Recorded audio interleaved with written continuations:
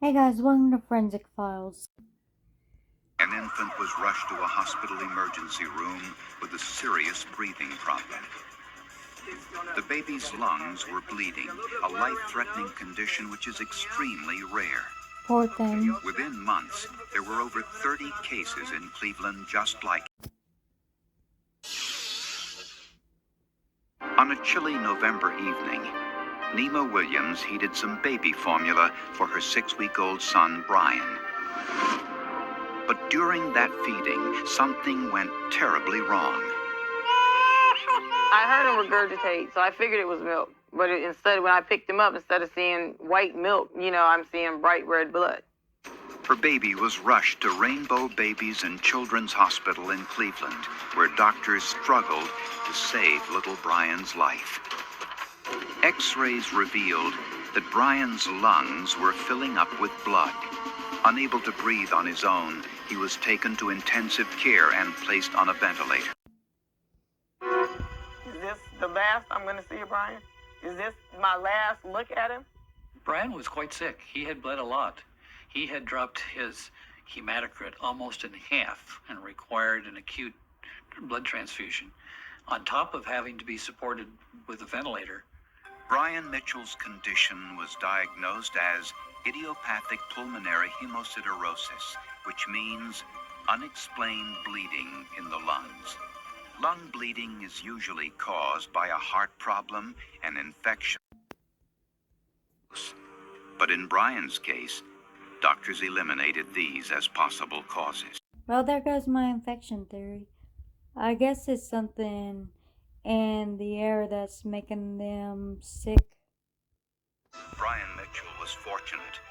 After 2 weeks of improvement, he was released That's from the wonderful. hospital. He almost made me cry. His doctors suspected that his lung bleeding was caused by an allergic reaction to his baby formula, and they recommended his mother change the type she was using. But 1 week later, Brian Mitchell was back in the hospital with more lung bleeding. It was probably an environmental component. It said not necessarily that it was in their homes, but something in that I think it in that is. part of the community was problematic. But there was a complication. Brian Mitchell had a twin sister, Brianna, who lived in the same house, ate the same food, and slept in the same room as Brian, and even shared the same crib. If Dr. Dearborn was right, and the cause was environmental, why did little Brian get sick while his twin sister was perfectly healthy? Probably because she was And there was another farther problem. away. Only infants were getting sick. Dr. Dearborn knew he needed help and called in the Centers for Disease Control. Within days of the investigation, 2 more babies with pulmonary hemosiderosis were rushed to the hospital from the same neighborhood. The total number of cases was now 10. 9 of those 10 were male, and all of them were African American. So this made us start thinking as to whether we were dealing with something related to the genetics of race, whether we were dealing with something that was particularly susceptible in males. So those were in the background of our considerations of still primarily something in the environment was probably causing this. Here, an infant who had no outward signs of bleeding had ongoing low-grade bleeding for several weeks. How many infants like Brianna were out in the community that were showing no real significant problems? How deep was this iceberg? All of the sick babies had been bottle-fed. All of the sick babies lived in homes that had recent water damage. Was it possible? Baby formula or something in the water was causing the deadly I think it's outbreak something in the water. of the bleeding lungs in infants. During the investigation, Dr. Etzel met with a friend for dinner. She was a physician and a fellow medical detective from Brazil.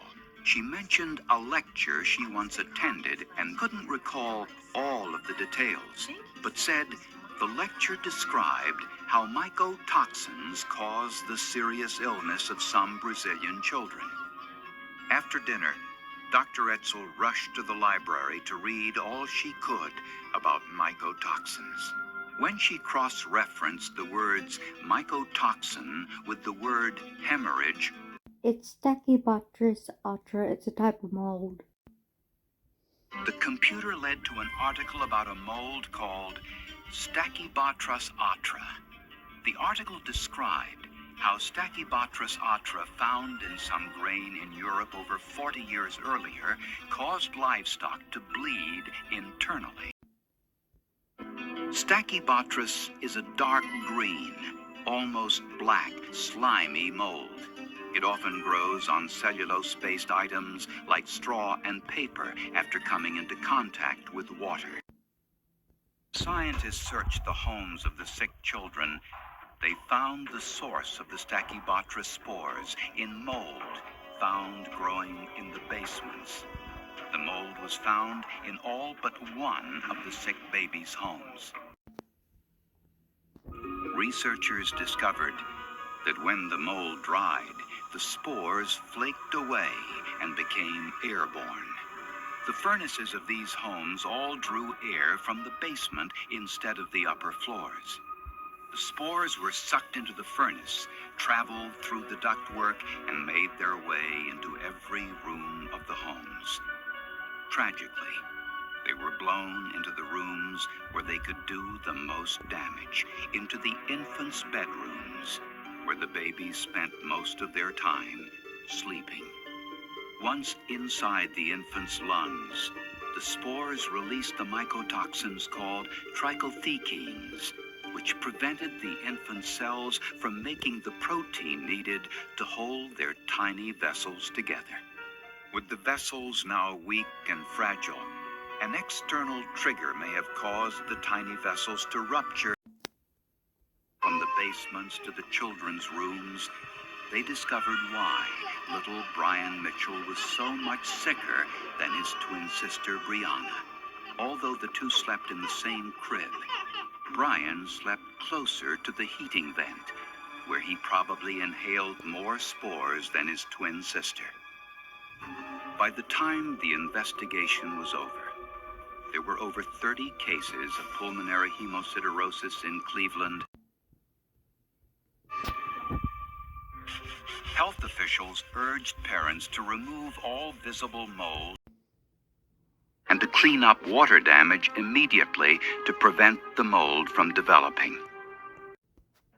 Nema Williams is thankful that her two children, Brian and Brianna, both survived their encounter with stachybotrys atra. That's good. Thank you for watching. Make sure you like, comment, and subscribe. I'll see you next time.